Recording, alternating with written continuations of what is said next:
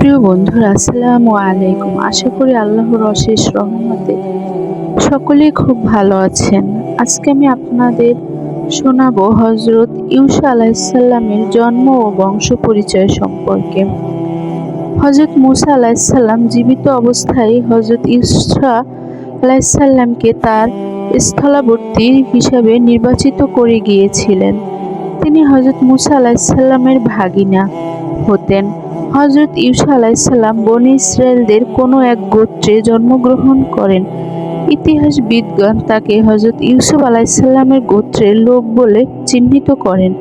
তার বংশ পরম্পরা সম্পর্কে ইতিহাসবিদগণের অভিমত হলো যে তার পিতার নাম নুন, নুনের পিতার নাম ফরাহিম, ফরাহিম ছিলেন হযরত ইউসুফ আলাইহিসসালামের পুত্র। বন্ধুরা, আমার ভিডিওটি আজ এ পর্যন্তই। সবাই শুনবেন, ইনশাআল্লাহ সবার ভালো লাগবে। মা বোনরা সতর থেকে নামাজ পড়বেন, নতুবা আপনাদের নামাজ কবুল হবে না। সবাই ভালো থাকবেন, সাবধানে থাকবেন, নিরাপদে থাকবেন। আসসালামু আলাইকুম।